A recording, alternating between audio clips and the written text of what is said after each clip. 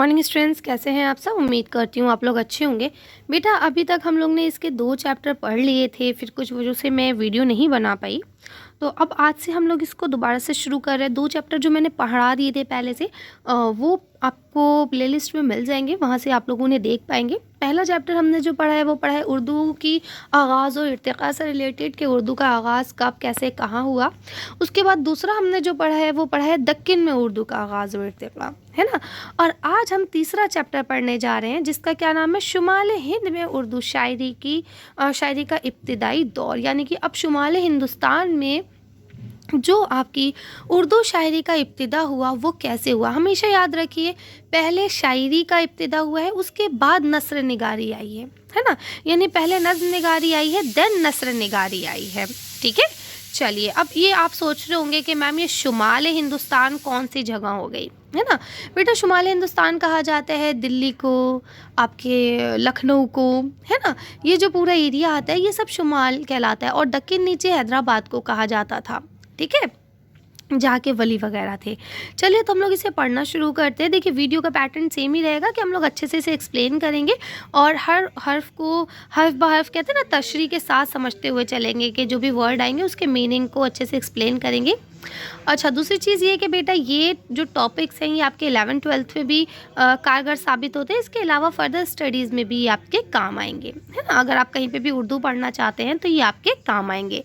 चलिए तो हम लोग पढ़ना शुरू करते हैं। तो कहते हैं उर्दू का आगाज़ और इर्तिक़ा मुख्तलिफ़ मकामात पर मुख्तलिफ़ नामों से हुआ। यानी कि उर्दू का जो आगाज़ हुआ, जो इर्तिक़ा हुआ उर्दू का, वो अलग अलग जगहों पे अलग अलग नाम से हुआ, है ना। जैसे दिल्ली, पंजाब, सिंध, दक्कन, हर जगह की अपनी तारीख़ी रवायत है। यानी कि कुछ लोग मानते हैं भैया दिल्ली में हुआ है ना। कुछ लोग मानते हैं पंजाब में हुआ है, कुछ लोग मानते हैं सिंध में हुआ है, कुछ मानते हैं दक्कन में नहीं हुआ है। और अपने मोहम्मद हुसैन आज़ाद साहब जो है वो तो ये कहते हैं इतनी सी बात हर शख्स जानता है, उर्दू ब्रज भाषा से निकली है ना। तो इसमें ना बहुत ज़्यादा हम कह सकते हैं मुख्तलिफ ख़यालात है कि कोई कहता है कहीं से हुआ है, कोई कहता है कहीं से हुआ है। बहस इस बात पे नहीं है। बात ये है कि बेटा जहाँ पे जो भी लोकल लैंग्वेज बोली गई बाद में वही परवान चढ़ के उर्दू कहलाई, ठीक है। तो कहते हैं हर जगह की अपनी अपनी तारीख़ी रवायत रही है, सब अपना अपना बताते हैं। एक चीज़ हमेशा याद रखिएगा, जहाँ पे उर्दू का इर्तिक़ा हो रहा है वहाँ पे इलाक़ाई असर ज़रूर मिलेगा। यानी अगर कोई उर्दू पंजाब में बोली जा रही है तो वहाँ पे पंजाब की जो लैंग्वेज है ना, पंजाब का जो असर है ना, वो ज़रूर आपको वहाँ देखने को मिलेगा, ठीक है। लिखते हैं मुख्तलिफ अदवार में ये ज़बान हिंदवी, हिंदी, दक्कनी, रेख्ता, उर्दू मौला वगैरह नामों से मौसूफ हुई। यानी कि अदवार मतलब क्या होता है, दौर की जमा। अलग अलग दौरों में यानी अलग अलग अदवार में इस ज़बान को अलग अलग नामों से क्या किया गया, पुकारा गया। कहीं हिंदवी के नाम से पुकारा गया, कभी हिंदी कहा गया, कभी दक्कनी कहा गया, कभी रेख्ता कहा गया, लास्ट में उर्दू मौला कहा गया। और सबसे फाइनल जो नाम डिसाइड हुआ वो क्या कहलाया, उर्दू कहलाया, ठीक है। हमारी ज़बान की तारीख़ का अहम वाक़या ये है कि शुमाल हिंद इसका नुक्ता आगाज़ भी है और नुक्ता अरूज भी। यानी कि आप कहते हैं कि अगर हम सारी बातों का एक ओवरऑल व्यू देखें तो हम ये मान के चल सकते हैं कि भाई उर्दू का आगाज़ जो है, नुक्ता आगाज़, वो भी शुमाल है और नुक्ता उरूज भी क्या है, शुमाल है। यानी कि उर्दू पैदा भी शुमाल में हुई है और पली फूली भी शुमाल में ही है, ठीक है। मसूद सैयद सुलेमान से अमीर खुसरू तक, वली से आरजू तक, मज़हर जाने जाना से कहाँ तक, मज़हर जाने जाना और शाह हातिम से लेकर मीर और सौदा तक, फिर अहद गालिब और दाग दहलवी तक उर्दू में अदब की क्या है, तकनीक का सफ़र बहुत दिलचस्प भी है और अहम है। यानी हर दौर में उर्दू ने कुछ नया सीखा है, कुछ नया अपने अंदर जोड़ा है ना। कुछ नए हम कह सकते हैं अदब हमको मिला है, कुछ लिखा हुआ, कुछ शायरी, है ना। तो ये सब चीज़ें हमें उसमें मिली हैं। तो ये बहुत एक अहम सफ़र रहा है इसका, हम ये कह सकते हैं 200-300 साल की बात हो रही है यहाँ पे, ठीक है। इस झेल में शुमाल हिंद बाखुसूस दिल्ली में उर्दू अदब के आगाज़ से अहद मीर तक मुख्तलिफ असालीब और असनाफ़ की तजबीज इर्तिक़ा की ख़ास अहमियत है। यानी कि कहते हैं अलग अलग उसलूब की जमा है असालीब, है ना। अलग अलग उसलूब से अलग अलग असनाफ़, है ना। जैसे कभी मरसिया लिखा गया, सिर्फ की जमा है असनाफ़, है ना। कभी मरसिया लिखा गया तो कभी नज़्म लिखी गई, कभी हमद है तो कभी नात है, ہے نا। تو الگ الگ چیزوں سے اس کا کیا ہوا، ارتقا ہونا شروع ہو گیا تھا، ٹھیک ہے۔ اب بات کرتے ہیں جب مغلیہ سلطنت عروج پر تھی، یعنی کہ جب مغلیہ سلطنت تھی، اکبر بابر ان لوگوں کا دور تھا، تو کیا بولی جا رہی تھی اس وقت، فارسی کا بول بالا تھا، یعنی سارا کام جو بھی سرکاری زبان تھی، جو بھی شاعر تھے، وہ سب فارسی میں ہی کام کر رہے تھے، ہے نا۔ بول بالا محاورہ ہوتا ہے نا، جس کا سب سے زیادہ روب ہو اس وقت۔ فارسی کے بڑے بڑے شاعر دلی کی رونق میں اضافہ کر رہے تھے، ہے نا، شاعری کر کر کے دلی کی رونق کو بڑھا رہے تھے۔ پھر وہ دور بھی آیا جب فارسی میں شعر کہنے والوں نے منہ کا مزہ بدلنے کے لیے اردو میں شعر کہنا شروع کیا، ٹھیک ہے۔ اب کیا ہوا، بڑے بڑے شاعر تھے، غالب کا خود کا قول ہے، غالب کہتے ہیں کہ اگر تمہیں میری قابلیت دیکھنی ہے تو بھائی جا کے میرا فارسی دیوان دیکھو، اردو تو میں نے منہ کا ذائقہ بدلنے کے لیے کی ہے نا۔ اردو میں شاعری جو دیوان غالب اردو میں ہے، وہ کہتے ہیں یہ تو میں نے کوئی سوچ سمجھ کے نہیں لکھا ہے، تو صرف منہ کا ذائقہ بدلنے کے لیے میں نے اس کو اردو میں لکھا ہے، ورنہ میری خاص فیلڈ تو فارسی ہے، ٹھیک ہے نا۔ تو وہی کہتے ہیں کہ بڑے بڑے فارسی کے جو شعراء تھے، انہوں نے کہا کہ اب فارسی لکھتے لکھتے ہم اکتا گئے ہیں، بور ہو گئے ہیں، تو کیوں نہ اپنے تھوڑا سا ٹیسٹ کو بدلا جائے اور اردو میں شاعری کی جائے، ٹھیک ہے۔ تو کہتے ہیں خان آرزو اور ان کے معاصرین ایسے ہی لوگ تھے، یعنی کہ خان آرزو اور ان کے جتنے معاصرین تھے، معاصرین کہتے ہیں انہی کے عصر میں، یعنی انہی کے عہد میں جو ان کے ساتھ کے شعراء رہے ہوں گے وہ، ٹھیک ہے۔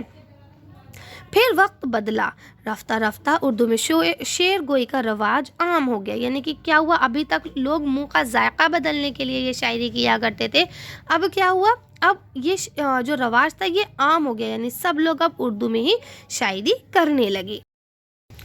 دلی میں ولی دکنی کی آمد سے قلب، یعنی دیکھیں دلی میں ولی دکنی کے آنے سے پہلے، ویسے یہی کہا جاتا ہے کہ دلی میں جب ولی دکنی کا دیوان آیا، اس کے بعد یہاں کے جو شعراء تھے انہوں نے اردو میں شاعری کرنا شروع کری، جیسا کہ آپ دیکھ بھی پا رہے ہیں کہ ولی دکنی کا جو دیوان ہے وہ کب آیا تھا، 1700 میں دلی آیا تھا، ٹھیک ہے۔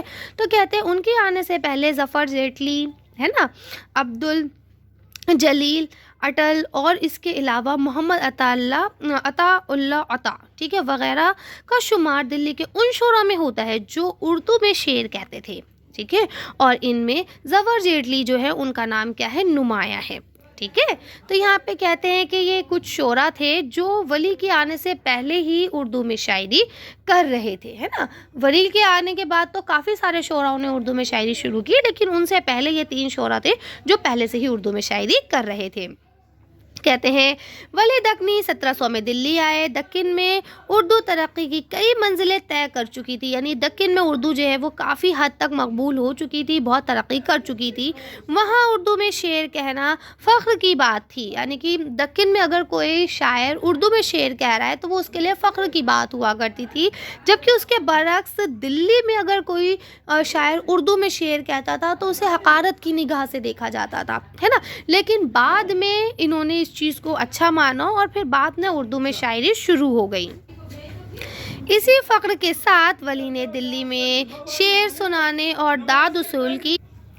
اب کیونکہ دیکھیں وہاں تو فخر کی بات تھی، تو اسی فخر کے ساتھ ولی جو ہیں وہ دلی آئے شعر سنانے کہ بھیا ہمیں یہاں پہ بھی داد ملے گی، یہاں پہ بھی ہمیں واہ واہی ملے گی۔ ان کی آمد اور ان کے شعر، ان کے اشعار نے دلی والوں کو احساس دلایا کہ اس عوامی زبان میں بھی اچھے شعر کہے جا سکتے ہیں، ہے نا۔ اور جب ولی کا دیوان دلی آیا اور اس کے بعد جب لوگوں نے اسے دیکھا سنا تو ان کو لگا کہ ہاں بھائی، ہم جسے حقیر زبان سمجھ رہے تھے، ہم سوچ رہے تھے کہ بیکار ہے، اس میں نہیں کیا جا سکتا کچھ، تو انہیں لگا کہ نہیں، اس کا مطلب یہ ہے کہ یہ زبان بھی اچھی اور ہم اس میں بھی اشعار کہہ سکتے ہیں، ٹھیک ہے۔ اب سب سے پہلے کی بات کرتے ہیں تو حضرت امیر خسرو کی بات آتی ہے، ٹھیک ہے۔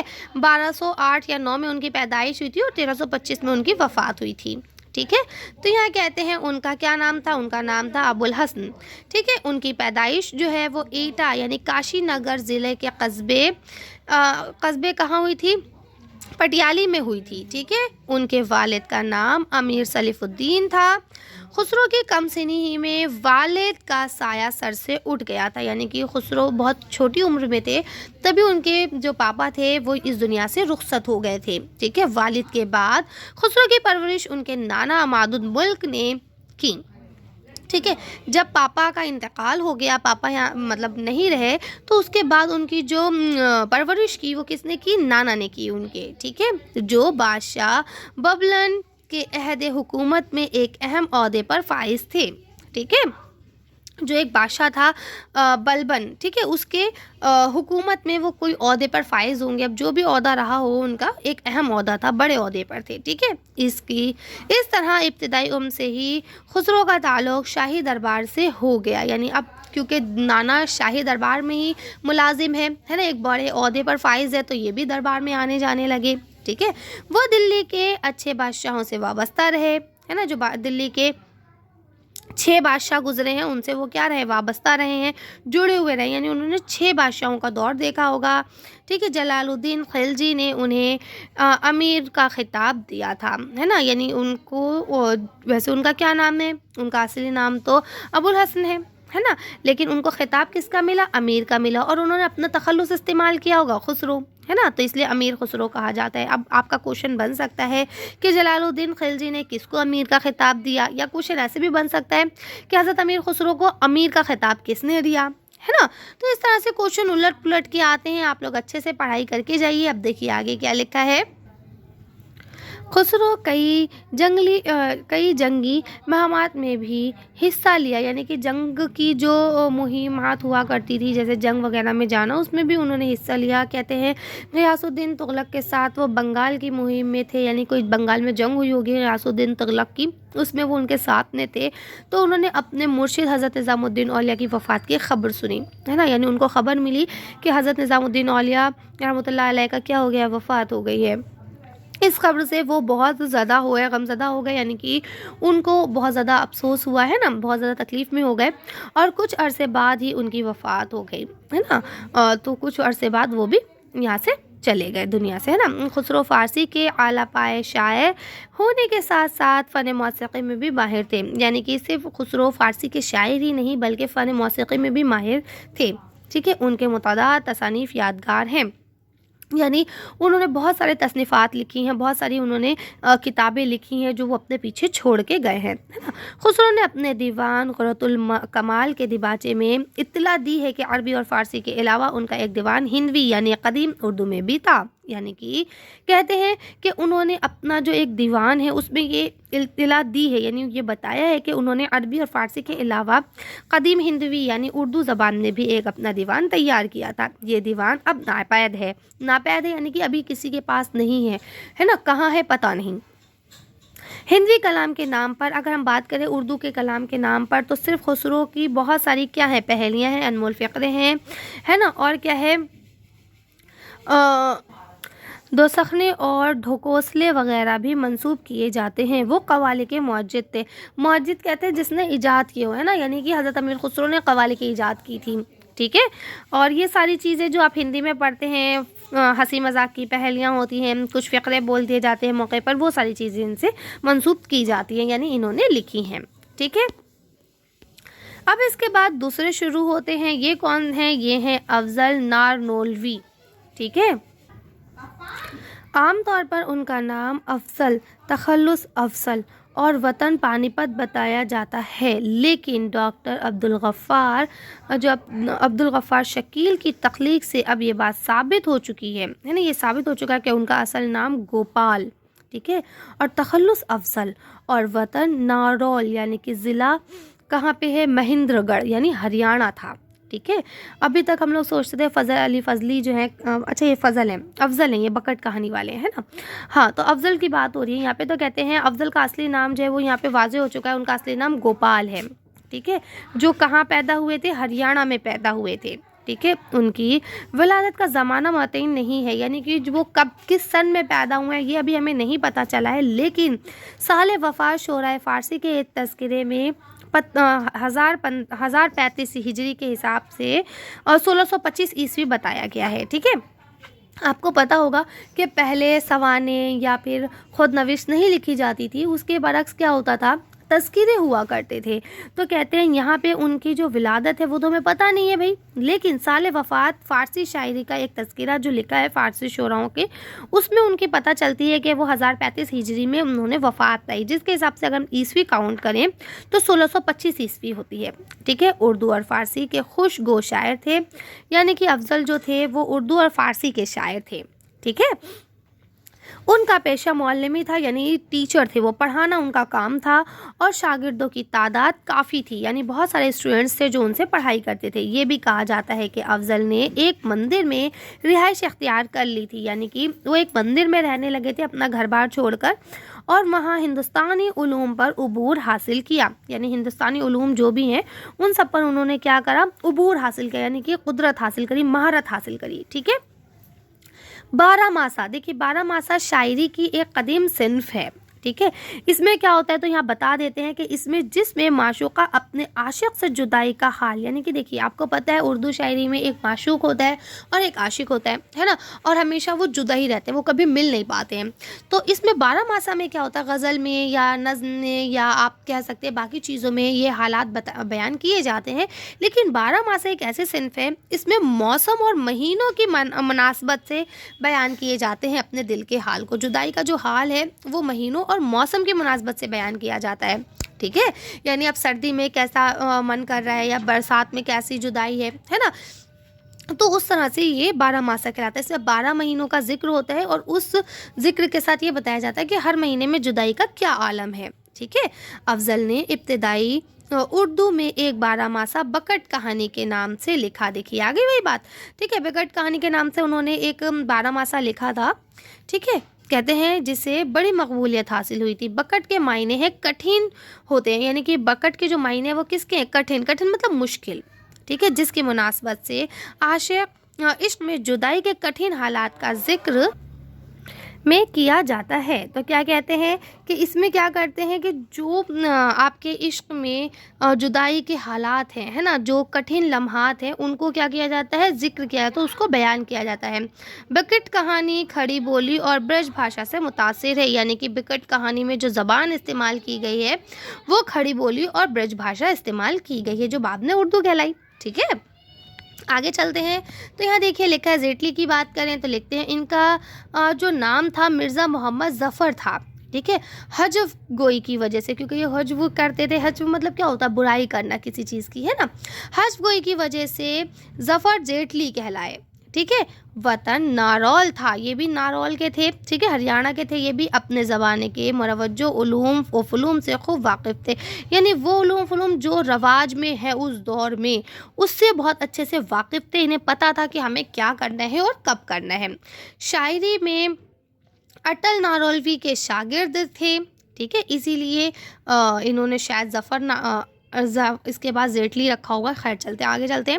वो दक्षिण में औरंगज़ेब के बेटे शहज़ादा काम बख्श के सवारों में शामिल थे। ठीक है।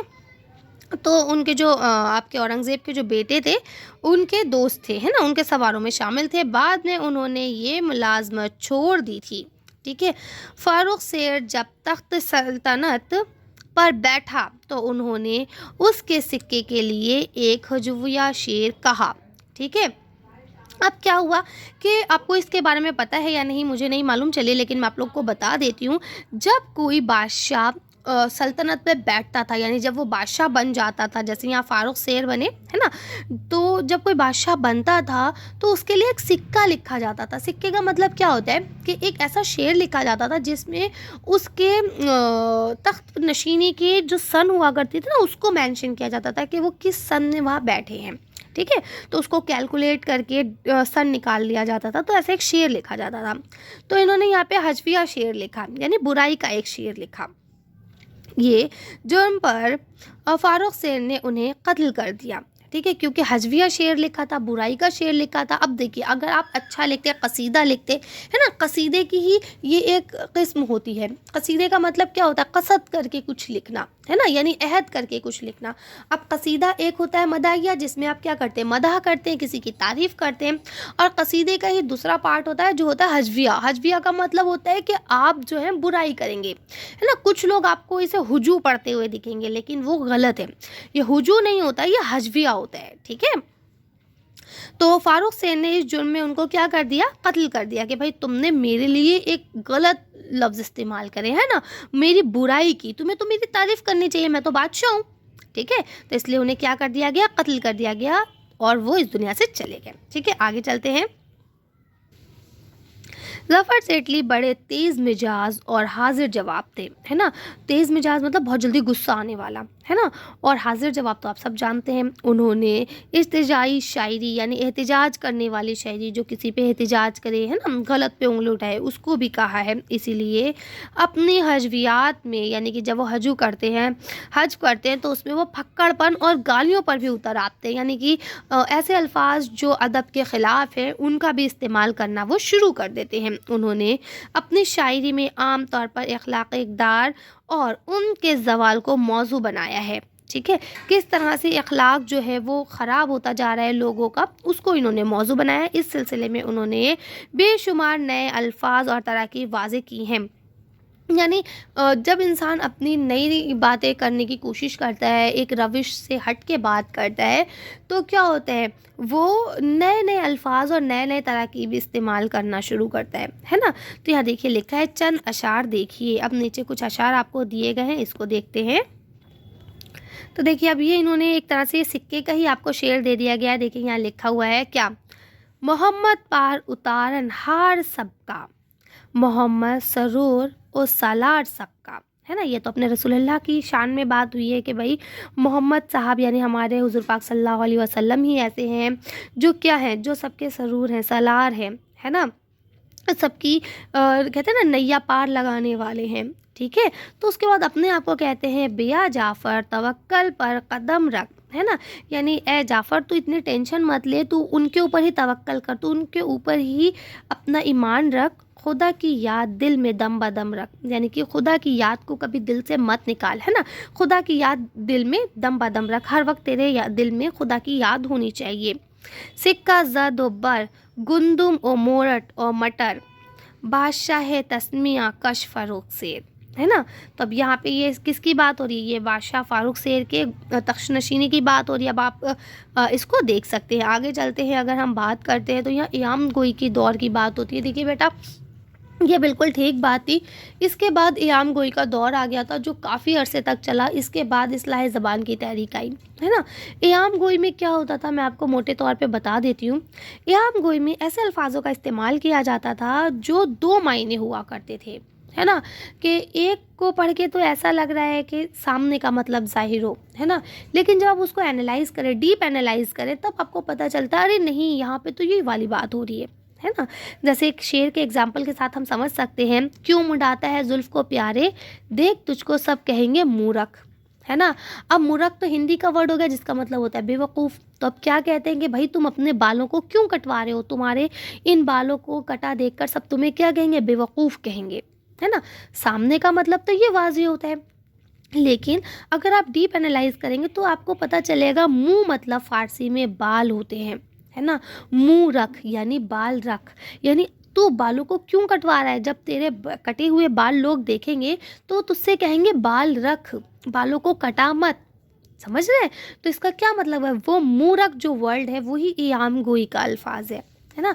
उसी से ही दो माने निकल रहे हैं। ठीक है, चलिए अब हम लोग इसे मज़ीद पढ़ेंगे तो आपको और अच्छे से समझ में आएगा। चलिए तो इसे इमाम गोई के दौर को पढ़ना शुरू करते हैं।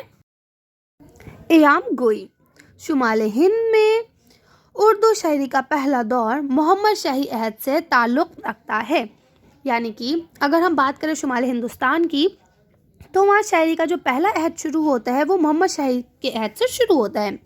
इस दौर की तहजीबी ज़िंदगी पुरतकल्लुफ़ और तसन्नो का रुझान गालिब था। यानी इस दौर की जो तहजीबी ज़िंदगी थी, यानी यहाँ पे जो अदब में लिखा जा रहा था उसके ऊपर क्या था, तसन्नो यानी बनावट थी, है ना। तकल्लुफ़ भरे जो अल्फाज थे उनका रुझान था, फ़ारसी आमेज़ ज़बान इस्तेमाल होती थी, है ना। मजलिस आराई खारजी शान व शौकत उस अहद की पहचान बन गई थी, यानी दिखनावा बहुत था। ठीक है, ज़ाहिरी चमक दमक ने हक़ाइक़ को धुंधला दिया था, यानी ज़ाहिरी चमक धमक बहुत ज़्यादा थी और उसके पीछे जो हकीकत थी वो सब क्या हो गई थी, छुप चुकी थी, हकीकत किसी को नहीं पता थी। शायरी में सादगी और बेतकल्लुफ़ी की जगह लफ्ज़ी सनई ने ले ली थी, यानी कि बनत वाले अल्फाज होने लगे थे, है ना। सादगी और जो बेतकल्लुफ़ी चीज़ें थी वो सब क्या हो गई थी, ख़त्म हो चुकी थी। जो मानी अल्फाज के इस्तेमाल ने हकीकी जज्बों को पीछे धकेल दिया था, अभी मैंने आपको बता ही दिया है ना। तो क्या है, जो अच्छे जज्बे थे, जो मेन जज्बात थे वो क्या हो गए, वो पीछे हो गए, ठीक है। नतीजे के तौर पर इस दौर में क़याम गोई को काफ़ी मकबूलियत हासिल हुई और इस दौर में क्या चीज़ सम आगे आई, वो आई क़याम गोई। अब क्या होता है इसको जान लेते हैं। वैसे तो मैंने भी आपको बता ही दिया है। लिखते हैं, क़याम शायरी में ऐसे ज़ो मायने अल्फाज के इस्तेमाल से इबारत है जिनके एक मायने करीब हों और दूसरे बईद के, यानी एक जो मायने हों वो सामने के हों और दूसरे मायने जो हैं वो बईद हों, दूर के हों, है ना। पहले सामने वाले मायने समझ में आए, लेकिन जब आप सोचें समझे तो आपको दूर के मायने समझ में आए, जैसा भी मैंने आपको एक एग्जाम्पल के थ्रू समझाया था। इस तरह माने करीब देकर शेर को दिलकश बनाने का ये एक अंदाज था। सनत क़याम के इस चलन ने शायरी में फ़न की सूरत इख्तियार कर ली थी। कहा जाता है कि शुमाली हिंद के उस दौर के क़याम गो शोरा ने ये असर वली से अखज़ किया था यानी लिया था, है ना। लेकिन कहते हैं ये भी एक हकीकत है कि सिर्फ वली ही के कलाम में सनत क़याम की मिसालें नहीं मिलती हैं। उनके पेश रू साहिब और बेदिल जैसे फ़ारसी शोरा ने भी क़याम से मज़मून आफरीनी का काम लिया था। यानी कि यहाँ के लोग कहते हैं कि हमने ये वली से लिया है, लेकिन ऐसा नहीं है। कहते हैं कि बेदिली और जो आपके साहिब जो शायर थे, दो फ़ारसी के शोरा थे बड़े, इनके कलाम में भी आपको क़याम गोई मिलती है। संस्कृत शायरी और ब्रज भाषा के दोहों में सनत क़याम का इस्तेमाल ख़ासुल इल्तिज़ाम के साथ किया जा रहा है, जिसके असरात दक्कनी शोरा के यहाँ भी मिलते हैं। यानी कहते हैं कि संस्कृत और ब्रज भाषा में जो शायरी की जा रही थी, उसमें जो दोहे वगैरह लिखे जा रहे थे, उसमें भी इस चीज़ का इंतज़ाम ख़ास तौर पर मिलता है। ये वो पस मंज़र है जिसने शऊरी या गैर शऊरी तौर पर इस दौर के शोरा को मुतासिर किया, जिसके नतीजे में क़याम गोई को फ़रोग़ हासिल हुआ। ठीक है। अब देखिए, कोई एक हम कहते हैं ना ट्रेंड चलता है तो वो इकट्ठा चलता है, फिर वो सबको चाहिए होता है। अभी आप ड्रेस में देख लीजिए, आजकल जैसे अब शरारा चलना शुरू हुआ तो अब सबको ही शरारा चाहिए, है ना। या अभी हेयर स्टाइल जो बने थे कि बिल्कुल स्ट्रेट बाल करवाने हैं सबको, तो सबने करवाए, है ना। तो क्या मतलब है, कोई एक ट्रेंड चलता है तो फिर वो सबको ही चाहिए। इसी तरह से शायरी में जो ट्रेंड शुरू हुआ वो किस चीज़ का ट्रेंड था, वो था क़याम गोई का। लेकिन आपको एक बात बता दूं, जब चीज़ें कुदरती तौर पर होती है ना, तब तक वो अच्छी होती है, लेकिन जब हम उस पर ना सोच के लिखने लगते हैं ना कि हाँ मुझे इसी टॉपिक पर लिखना है, तो वो चीज़ें बेकार होती जाती है। आ रही है बात समझ में। तो इसी तरह से यहाँ पे क़याम गोई शुरू में जो थी वो तो अच्छी मानी जाती थी, लेकिन उसके बाद जब लोगों ने कसद करके उसे लिखना शुरू कर दिया कि हाँ मुझे क़याम गोई ही करनी है, तो वो चीज़ बिल्कुल बेकार होती चली गई। ठीक है। अब क़याम गोई में जो सबसे पहले शोरा आते हैं, शायर का जिनका नाम आता है वो है आबरू, है ना। तो कहते हैं इनका नाम, क्या नाम था इनका, नजमुद्दीन था और उर्फ शाह मुबारक था। ठीक है। ग्वालियर के मशहूर सूफ़ी ख़ानदान से ताल्लुक़ रखते थे। मिजाजन वो एक सूफ़ी मंशी इंसान थे, यानी कि अगर मिजाज के तौर पे देखा जाए कि वो किस तरह की थिंकिंग थी उनकी, तो वो एक सूफ़ी आदमी थे। ग्वालियर से हिजरत करके दिल्ली में सुकूनत इख्तियार कर ली थी। सुकूनत इख्तियार कर लेना यानी वहीं आके रहने लगे थे और वहाँ उनका इंतकाल हुआ, यानी दिल्ली में ही उनका इंतकाल हुआ। कहते हैं शुमाली हिंद के दौरे अव्वल के शोरा में इनका मुमताज़ मुकाम है, यानी कि सबसे अहम है, मुमताज़ है, सबसे ऊपर है। उन्होंने अपनी ज़िंदगी में अपना दीवान मरतब कर लिया था। जनरली क्या होता है, मरने के बाद लोगों का दीवान मरतब होता है ना, तो कहते हैं आबरू ने अपना दीवान अपनी ज़िंदगी में ही मुरतब कर लिया था। अपने दौर के आम रुझान के मुताबिक आबरू के कलाम ने जा बजा क़याम के अशार मिलते हैं, मगर इसके अलावा दूसरी खूबियाँ भी मौजूद हैं, है ना। ऐसा नहीं है कि सिर्फ एक ही खूबी है उनके वहाँ, ये नहीं कि सिर्फ क़याम गोई कर रहे हैं, बाकी खूबियाँ भी उनके वहाँ मौजूद हैं। जैसे कि देहलवी ज़बान की सादगी और हिंदी आमेज़ लबो लहजे के फितरी इजहार ने उनके अशार को पुरअसर बना दिया है ना। पुरअसर का मतलब होता है असर से भरा हुआ। ठीक है। आगे चलते हैं, क्योंकि बेटा देखिए मैं ज़्यादा डिटेल में एक्सप्लेन इसलिए नहीं कर रही हूँ क्योंकि बातें सामने की हैं और जो एक्सप्लेन करने वाली हैं वो मैं आप लोगों को कर ही देती हूँ। ठीक है। इसके अलावा वीडियो बहुत लेंथी हो जाएगी अदरवाइज़, अगर मैं बहुत डिटेल में आपको समझाने लगी, और अगर टुकड़े कर दो वीडियो के तो आप लोग को समझ नहीं आता कि मैम आधा कहाँ आधा का है। इसलिए मैं वन शॉट में ही बनाऊँगी वीडियो, चाहे 1 घंटे में बने चाहे 1.5 घंटे में। आप आराम से देख सकते हैं, डाउनलोड कर सकते हैं, पॉज करके सुन सकते हैं दोबारा से। ठीक है ना। اس کے علاوہ اگر آپ کو کوئی ورڈ میننگ سمجھ نہیں آتے ہیں, کہیں آپ کو دقت ہوتی ہے, تو ویسے تو آپ گوگل سے سرچ کر ہی لیتے ہیں, آپ سب بہت ہوشیار ہیں. لیکن اگر آپ کو پھر بھی نہیں سمجھ میں آتا ہے تو ایک فیروز اللغات کر کے ڈکشنری ہے جو کہ آپ کی پلے اسٹور پہ ہے نا, ایک ایپ ہے, تو وہاں سے آپ اسے ڈاؤن لوڈ کر سکتے ہیں. اس میں آپ کو سارے ورڈز کی میننگ مل جائے گی. ٹھیک ہے, چلیے آگے چلتے ہیں. آبرو نے آرائش معشوق کے نام سے ایک مختصر مثنوی بھی لکھی. اس کے علاوہ سلام, مرثیہ اور کئی نظمیں بھی ان کے یادگار ہیں. ان کے چند اشعار دیکھیے. اب دیکھیے یہ کیا ہوتا ہے, مثنوی کسے کہا جاتا ہے, مرثیہ کیا ہے نا, نظم کسے کہتے ہیں, تو اس کی ایک الگ سے ویڈیو ہے, آپ لوگ وہاں جا کے دیکھ سکتے ہیں. ٹھیک ہے, چلیے اب ان کے اشعار جو ہیں ان کو پڑھتے ہیں. کیا لکھتے ہیں؟ چلتا ہے اب تلک تیرے مکڑے پہ رشک سے, ہر چند ہو گیا ہے چمن کا چراغ گل, پھرتے تھے دشت دشت دیوانے کدھر گئے, وہ عاشق کے ہائے زمانے کدھر گئے, ملنے کے شوق میں ہم گھر بار سب گوایا, مدت میں گھر ہمارے آیا تو گھر نہ پایا. ٹھیک ہے, تو یہ ان کے کچھ اشعار ہیں. اب اس کی تشریح کی مجھے نہیں لگتا ضرورت ہے. آگے چلتے ہیں, ہم لوگ آرزو کے بارے میں پڑھتے ہیں. اب یہ دوسرے شاعر ہیں جن کا نام ہے آرزو. ٹھیک ہے, تو کہتے ہیں ان کا نام سراج الدین علی خان تھا. آرزو کا شمار اپنے عہد کے فارسی کے مشہور شعراء میں ہوتا ہے. ولی کے اثر سے انہوں نے بھی ریختی میں شعر کہنا شروع کیا. اچھا, ابھی آپ کو پتہ ہے نا ریختی کا مطلب اردو ہے. ٹھیک ہے, آرزو دلی میں اردو کی ادبی روایت کے پہلے دور کے سب سے اہم اور ممتاز شاعر ہیں. انہوں نے شمال ہند کے شعراء کی پہلی نسل کے بہت سے ایسے شاعروں کی تربیت کی جو ریختہ میں شعر کہنے کی طرف مائل ہوئے. تو یہاں پہ بات کرتے ہیں کہ بھئی آرزو خود فارسی کے شاعر تھے. ولی کی آمد کے بعد سے انہوں نے اردو میں شاعری شروع کر دی تھی, اور اس کے بعد انہوں نے خود سے بہت سارے شعراء کی کیا کی تھی, تربیت کی تھی. یعنی ان کو ریختہ میں شعر کہنے کے لیے کہا تھا کہ بھئی آپ کہہ سکتے ہو شعر. کہتے ہیں خان آرزو کہ علم و فن, ذہانت, شیرینی کلام, حاضر جوابی اور حاضر دماغی کا ذکر بہت جگہ ملتا ہے. وہ شاعر, عالم اور لغت نویس بھی تھے. لغت کسے کہا جاتا ہے؟ ڈکشنری کو کہا جاتا ہے. ٹھیک ہے, فارسی زبان میں سراج اللغا اور نواد اللفظ ان کے مشہور لغات ہیں. یہ ان کے 2 لغت کے نام ہیں. ٹھیک ہے, تو آپ اسے یاد کر سکتے ہیں. آگے آ جائیے, ان کے یہاں پہ کچھ اشعار دیے گئے ہیں, تو دیکھتے ہیں کیا ہیں.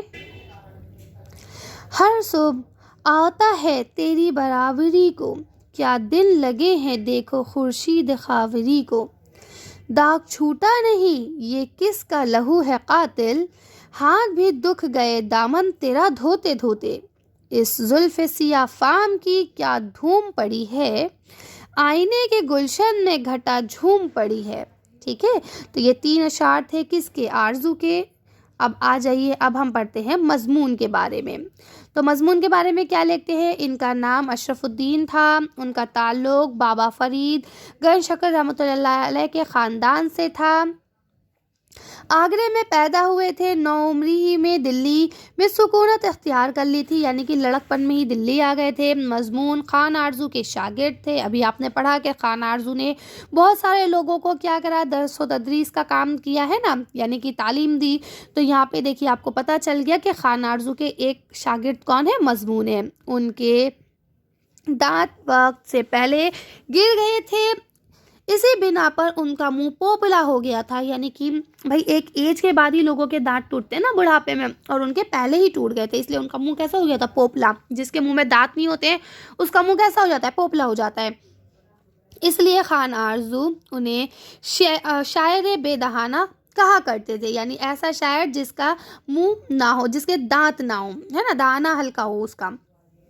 کہتے ہیں وہ کم گو شاعر تھے, یعنی کم لکھتے تھے, بہت زیادہ نہیں لکھتے تھے. ان کے کلام میں ایام کے باوجود شگفتگی اور بے ساختگی پائی جاتی تھی. بتا دی ہوں نا میں کہ جو لوگ مطلب اپنے دماغ سے نہیں لکھ رہے, دل سے لکھ رہے ہیں نا, ان کے اشعار جو تھے وہ اچھے ہوتے تھے, اور جو سوچ سمجھ کے دماغ سے لکھ رہے ہیں ان کے اشعار اچھے نہیں ہوتے تھے.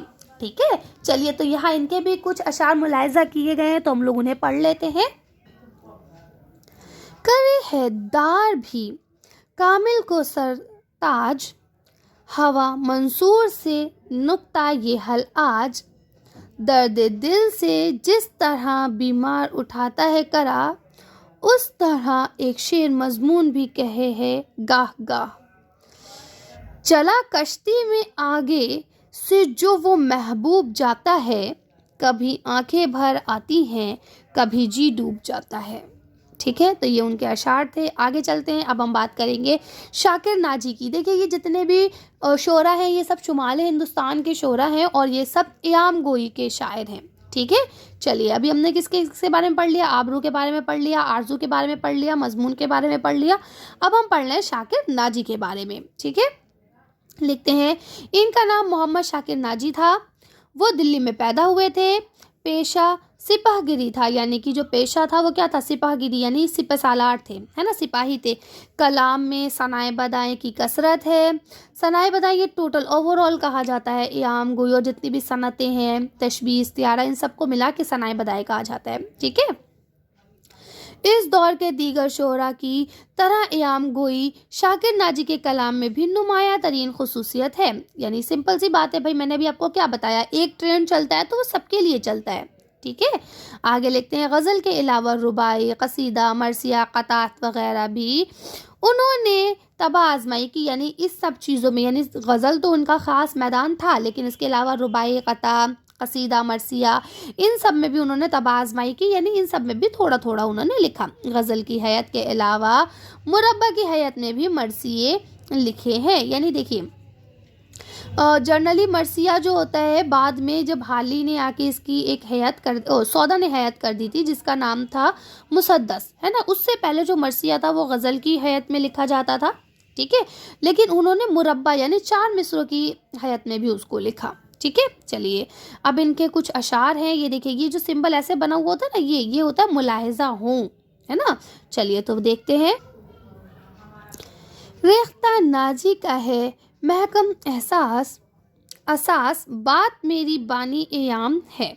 ठीक है, तो कहते हैं कि यहाँ पे इन्होंने ये रेख्ता के ऊपर और एयाम के ऊपर उन्होंने एक शेर कहा है। आगे लिखते हैं, तुझको क्यों कर जुदा करूं ए जान, जिंदगानी बहुत ही प्यारी है। वाकया शेर है ना, बहुत अच्छा शेर है ये। चलिए अब आप लोग मुझे इसका ना मीनिंग बताएंगे। ख्याल छोड़ के दुनिया है ख्वाब की मानिंद, तमाम खूबी है इसकी शराब के मानिंद। ठीक है, तो ये इनके अशार थे। मैं क्योंकि किसी की भी तशरीह नहीं बता रही तो इनकी भी नहीं बताऊंगी क्योंकि टाइम बहुत लग जाएगा। इसके बाद देखिए, फाइज दहलवी की अगर हम बात करें तो लिखते हैं, इनका नाम नवाब सदरुद्दीन मोहम्मद ख़ान था। वो साहिब आलम और साहिब सरवत थे। वली से बहुत मुतासिर थे और अक्सर उनकी ही ज़मीन में शेर कहते थे। अच्छा, अब ज़मीन का मतलब क्या होता है? ज़मीन का मतलब होता है बहर, वज़न। जिस लय में, जिस वज़न ने उन्होंने शेर कहा है, किसने? वली दखनी ने, उसी वज़न में, उसी लय में, उसी तरह से वो शेर कहने की कोशिश करते थे।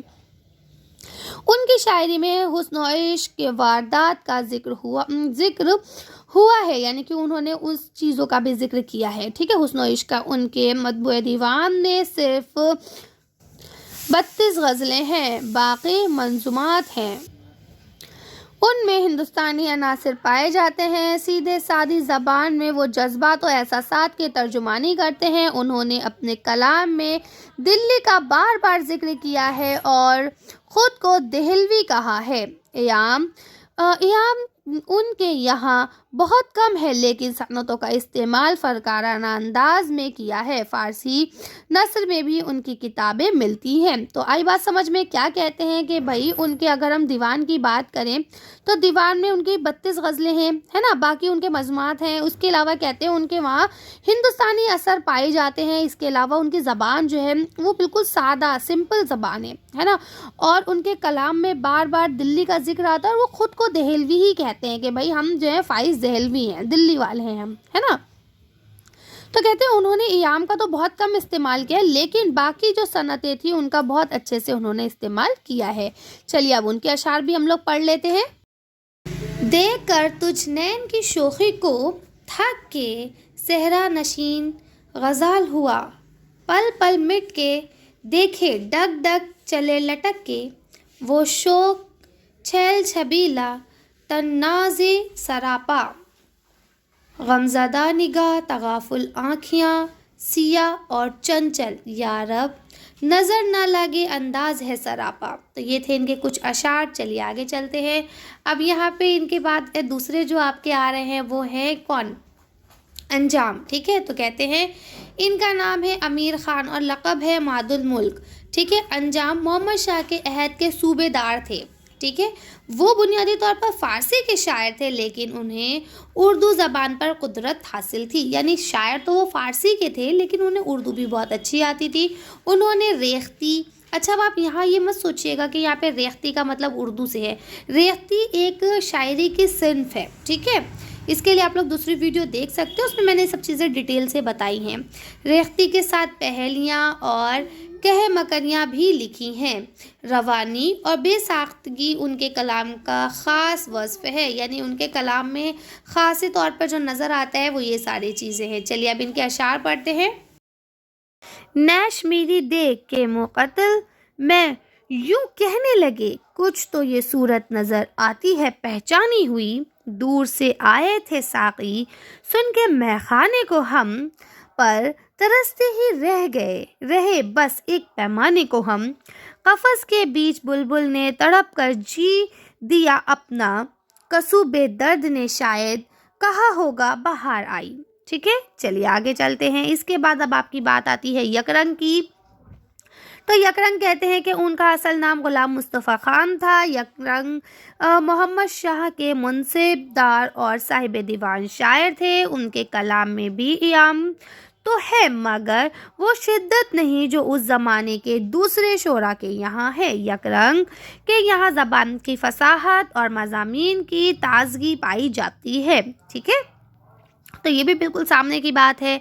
अब देखिए इनके यहाँ कुछ अशार दिए गए हैं, तो लिखते हैं ना कहूँ ये के याद जाता है दिल से सब्र करार जाता है, क्या जानिए विसाल तेरा हो कैसे नसीब, हम तो तेरे फ़िराक़ में ए यार मर गए। ठीक है, आगे चलते हैं। अब देखिए, क्योंकि मैंने आपको बताया कि भाई एयाम गोई थी और अभी आपने खुद पढ़ा कि वो ज़ोर नहीं मिला जो स्टार्टिंग के लोगों में था, है ना। तो इसके चलते क्या लोगों ने बनत की शायरी शुरू कर दी थी, इसीलिए रद्द अमल आया, है ना।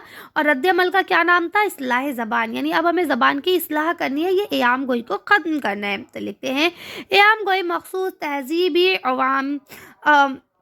अवामिल का नतीजा थी, यानी एक जो कॉन्सेप्ट चला आ रहा था उसका नतीजा थी। अब हालात ने नई करवट ली।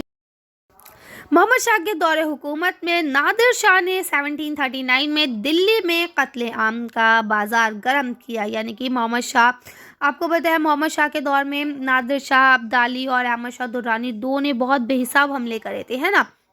और वो हमले क्या करते थे, कत्ल गारत ही करते थे, यानी लोगों को मारते थे और लूट के चले जाते थे।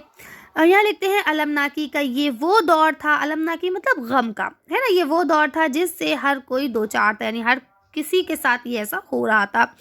उनके और नहीं भी हुआ था तो आस पड़ोस में हो रहा था, आस पड़ोस में नहीं हुआ था तो एक मोहल्ला छोड़ के हो रहा था, मतलब लोगों को इसके बारे में पता था। इन हालात का असर फ़िक्र ज़हन और ज़ौक़ शौक़ पर पढ़ना नागज़ीर था, यानी कि ऐसा नहीं था कि ना पढ़े, है ना। सबके ऊपर ये चीज़ पड़ी, इसका असर सबके ऊपर आया। चनांचे एयाम गोई का असर ज़ायल होने लगा और इसके ख़िलाफ़ रद्द अमल शुरू हुआ। लिसानी शऊर में एक नई तब्दीली वाक़ हुई। अदबी रवायत में इस तब्दीली को इस्लाह ज़बान की तहरीक के नाम से जाना जाता है। इसे सादा गोई या ताज़ा गोई की तहरीक भी कहा जाता है। इस तहरीक के असर से उर्दू शायरी में फ़ारसी के असालीब और तरकीब का चलन बढ़ने लगा। अब आई बात समझ में, अब क्या हुआ, अहमद शाह अब्दाली, नादिर शाह दुर्रानी, इन लोगों के हमले की बात, कत्ल गारत हो रहा था, इसलिए लोगों के दिल में यह दर्दनाक मंजर था और इन्हें लगने लगा था कि अब हमें ये फक्कड़बाजी और बेकार की बातें नहीं करनी है ना। तो सब जो है एयाम गोई को क्या करने लगे, बेकार समझने लगे और इसके खिलाफ रद्द अमल शुरू हो गया। ठीक है, और फिर एक लिसानी शऊरी, एक नई तब्दीली आई जिसे हमने इस्लाह ज़बान कहा, या इसको सादा गोई या ताज़ा गोई के नाम से भी जाना जाता है। ठीक है, और इस तहरीक के ज़रिए क्या हुआ कि उर्दू शायरी में फ़ारसी के जो उसलूब था उसको, जो उसके तराकीब वगैरह थे, उनका इस्तेमाल किया गया। ठीक है, अब इस्लाह ज़बान के जो सबसे अहम शायर हैं उनका नाम है मिर्ज़ा मज़हर जाने जाना। ठीक है, इनका नाम کیا تھا؟ مرزا مظہر تھا، ٹھیک ہے. ان کا شمار اپنے دور کے بلند پایا صوفی بزرگوں میں ہوتا تھا. وہ عربی و فارسی دونوں زبانوں پر قدرت رکھتے تھے. مزاج سے بلاکی شائستی تھی، یعنی کہ آپ بولتے ہیں کہ بھائی دیکھیے وہ عربی اور فارسی دونوں میں قدرت رکھتے تھے، بہت مطلب دونوں زبانوں پر بہت اچھی کمانڈ تھی ان کی. اور اگر ان کے مجاز کی بات کریں تو بہت زیادہ بالا کی شائستگی، یعنی کہ بہت اعلیٰ پائے کی شائستگی تھی، ہے نا. وہ بہت صاف زبان اور بہت اچھی بھاشا بولتے تھے، اچھی زبان کا استعمال کرتے تھے. مرزا مظہر جانے جانا شعر میں صنعت گری کے قائل نہ تھے، یعنی کہ وہ کہتے تھے کہ بھائی صنعتوں کا استعمال نہیں کرنا چاہیے. انہوں نے عیام گوئی سے نہ صرف پرہیز کیا بلکہ اس کے خلاف فضا بھی ہموار کی، یعنی انہوں نے اس طرح سے اپنی شاعری کی کہ لوگوں کو لگنے لگا ہاں سچ مچ عیام گوئی بھی بیکار کی چیز ہے. مرزا مظہر جانے جانا کی کوششوں سے اردو شاعری میں سادگی کا رجحان بڑھا اور اصلاح زبان کو مقبولیت حاصل ہوئی، ٹھیک ہے نا. اس لیے ان کے ذریعے شروع کی گئی اس تحریک کو سادہ گوئی یا تازہ گوئی کی تحریک بھی کہا جاتا ہے. اپنے دور کے دیگر شعراء کی طرح مرزا مظہر جانے جانا بھی بنیادی طور پر فارسی کے شاعر تھے، مگر انہوں نے اردو میں بھی شعر کہے، ٹھیک ہے. تو جنرلی سب میں چیزیں سیم ہی ہیں، کچھ چیزیں ہی ہیں جو الگ ہوں، ہے نا. ان کا کوئی دیوان تو نہیں ملتا، البتہ مختلف تذکروں میں ان کا اردو کا کلام بکھرا ہوا ہے، یعنی کہ الگ الگ جو تذکرے ہیں، کسی میں کوئی ان کی غزل مل جاتی ہے، کسی میں کچھ مل جاتا ہے. تو اس طرح سے ان کا کوئی باقاعدہ دیوان نہیں ہے، ٹھیک ہے. لیکن ان کی غزلیں وغیرہ ادھر ادھر بکھری ہوئی مل جاتی ہیں. اردو کی ادبی تاریخ میں ان کا نام اردو شعراء سے زیادہ اس دور کے اردو شاعری پر ان کے گہرے اثرات کی وجہ سے خصوصی اہمیت کا حامل ہے. یعنی انہوں نے اتنے زیادہ دیوان وغیرہ یا شاعری اتنی زیادہ نہیں کی کہ انہیں فیمس کیا جائے. وہ اصل میں اس لیے فیمس ہیں کیوں انہوں نے اردو میں جو ایک عیام گوئی کی روایت چلی آ رہی تھی اس کو ہٹایا، ہے نا، اس کے اوپر اپنے گہرے اثرات چھوڑے، ٹھیک ہے. اسی لیے وہ زیادہ فیمس ہیں. چلیے اب ان کے اشعار یہاں دیکھیے ملاحظہ ہوں تو اب ان کے اشعار پڑھتے ہیں. چلے اب گل کے ہاتھوں سے لٹا کر کارواں اپنا، نہ چھوڑا ہے بلبل نے چمن میں کچھ نشاں اپنا. یہ حسرت رہ گئی کس کس مزے سے زندگی کرتے، اگر ہوتا چمن اپنا گل اپنا باغباں اپنا. کون کہتا ہے مر گیا مظہر، فی الحقیقت میں گھر گیا مظہر، ٹھیک ہے. تو یہ مرزا مظہر جانے جانا کے کچھ اشعار تھے جو آپ نے پڑھے. اب ہم لوگ پڑھ لیتے ہیں حاتم کے بارے میں. لکھتے ہیں ان کا نام ظہور الدین اور حاتم تھا، ٹھیک ہے، تخلص تھا ان کا حاتم. نواب امیر خان انجم کی سرکار میں ملازم تھے. ان کا شمار اپنے عہد کے اساتذہ میں ہوتا ہے، یعنی استاد تھے اپنے عہد کے، ٹھیک ہے. ابتدا میں وہ عیام گوئی کی طرف مائل تھے، لیکن جب مرزا مظہر جانے جانا نے اصلاح زبان کی تحریک شروع کی تو انہوں نے براہ راست اس تحریک کا اثر قبول کیا اور بہت جلد عیام گوئی سے کنارہ کشی اختیار کر لی. بالکل سمپل سی بات ہے، کچھ ایکسپلین کرنے کی ضرورت نہیں ہے. انہوں نے اثر نوا اپنے کلام کا انتخاب دیوان زادہ کے نام سے کیا اور اپنے پرانے ضخیم دیوان کو مسترد کر دیا. غزل کے علاوہ حاتم نے شہر آشوب بھی لکھے ہیں جس میں ان کے عہد کے سیاسی، معاشرتی اور تہذیبی حالات کے مرقع کشی کی گئی ہے، ٹھیک ہے نا. یعنی انہوں نے غزل تو لکھی ساتھ میں شہر آشوب بھی لکھا. یہ بھی ایک صنف ہے نا، اردو شاعری کی ایک صنف ہے شہر آشوب.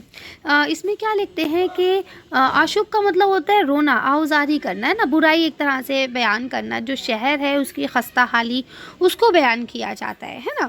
لکھتے ہیں انہوں نے واسوخت بھی لکھے اور دیگر مروج جو اصناف میں بھی شعر کہے، یعنی کہ اس کے علاوہ بھی واسوخت بھی لکھے، اس کے علاوہ بھی انہوں نے اور شاعری کی. آگے چلتے ہیں تو دیکھیں یہاں ان کے کچھ اشعار دیے گئے ہیں آپ کو. لکھتے ہیں ہجر کی زندگی سے موت بھلی کہ جہاں سب کہیں وصال ہوا. خواب میں تھے جب تلک تھا دل میں دنیا کا خیال. کھل گئی جب آنکھ تو دیکھا کہ سب افسانہ تھا. مدت سے خواب میں بھی نہیں نیند کا خیال. حیرت میں ہوں کہ کس کا مجھے انتظار ہے. ठीक है। तो ये इनके कुछ अशार थे। आगे चलते हैं। अब इसके बाद आपके फ़क़ा आते हैं, तो लिखते हैं उनका नाम क्या था। इनका नाम अशरफ अली ख़ान था। फ़क़ा नौजवानी के ज़माने ही से शेर गोई की तरफ माइल हो गए थे, यानी मतलब जवानी से ही उन्होंने शेर कहना शुरू कर दिया था। इस फ़न में इतना कमाल पैदा कर लिया था कि अपने अहद के मुमताज़ शायरों में उनका शुमार होने लगा था, है ना, यानी कम सिनी में ही उनका शुमार मुमताज़ शोरा में होने लगा था। वो फप्तिया कहने के लिए भी मशहूर हो गए थे। फप्तिया समझते हैं, ताना कसना किसी को, है ना। अपनी ज़राफ़त और खुश मिजाजी के सबब अक्सर नवाबीन और अमरा के दरबार में मकबूल रहे, यानी कि अब क्योंकि वो थोड़ा सा खुश मिजाज थे, है ना, हंसी मजाक कर लिया करते थे, ज़राफ़त उनके अंदर था, तो इसलिए वो नवाब वगैरह या जो उमरा रऊसा हुआ करते थे उनके दरबार में काफ़ी मकबूल हो गए थे, काफ़ी फेमस हो गए थे, है ना, क्योंकि राजा महाराजाओं को तो चाहिए यही सब चीज़ें होती, हंसी मजाक मस्ती, है ना। लिखते हैं फ़क़ा के दीवान में गज़लों के अलावा क़तात, रुबाइयाँ, मुखम्मस वगैरह भी मौजूद हैं। उन्होंने क़सीदे, मसनवी और हजवियात भी कहीं। अपने मासिर शोरा के बरखिलाफ़ उनकी शायरी फ़ारसी से ज़्यादा मुतासिर है, यानी कि उनके मासिर कहते हैं उनके ही असर में जो शोरा थे, है ना, वो सब याम गोई की तरफ थे, लेकिन वो उनके बरखिलाफ़ फ़ारसी की तरफ ज़्यादा थे, ठीक है। ज़बान और बयान का हुस्न और लब और लहजे की हमवारी फ़क़ा के कलाम की ख़ास खूबी है, यानी कि उनका लब और लहजा, ज़बान और बयान का अंदाज़, है ना, ये सब चीज़ें उनकी बहुत अच्छी हैं और यही उनके कलाम की खुसूसियत है। अब उसके बाद उन्होंने चंद अशार उनके दिए हैं और इसके बाद ये वाला चैप्टर आपका फिनिश होता है। अब हम लोग नेक्स्ट चैप्टर में मिलेंगे। चलिए तो इन अशार को पढ़ते हैं, फिर वीडियो को फिनिश करेंगे।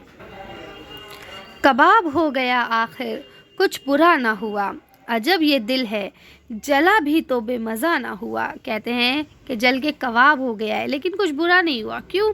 क्योंकि हमारा दिल ही अजीब है, जल गया, कबाब हो गया, सब कुछ हो गया, उसके बावजूद उसका जो टेस्ट है, उसका जो जायका है, वो नहीं गया है ना। उसके विसाल और हिज्र में यूं ही गुजर गई, देखा तो हंस दिया, जो ना देखा तो रो दिया, है ना। दिल बस्तगी कफस से यहाँ तक हुई मुझे, गोया मेरा चमन में कभी आशिया ना हो ना था, ठीक है। यानी कहते हैं हमें कफस यानी जेल से, पिंजरे से इतना ज़्यादा दिल लगी हो गई है, इतना ज़्यादा मतलब अच्छा लगने लगा, ऐसा लगता है कि कभी हम चमन में रहे नहीं थे, हमेशा से हम कैद खाने में ही रहे हैं, है ना। तो इस तरह से उनके कुछ अशार हैं। ये इस तरह से वीडियो होती है फिनिश। मिलते हैं नेक्स्ट वीडियो में। इससे पहले की वीडियोस भी सारी अपलोड है और बात की भी जल्दी जल्दी मैं अपलोड करने की कोशिश करूँगी, क्योंकि चैप्टर बहुत लेंथी है तो इसमें काफ़ी टाइम लग जाता है, ठीक है। चलिए तो आप लोग अपनी पढ़ाई अच्छे से कीजिए। आज की वीडियो को हम यही ख़त्म करते हैं। Thank you for watching.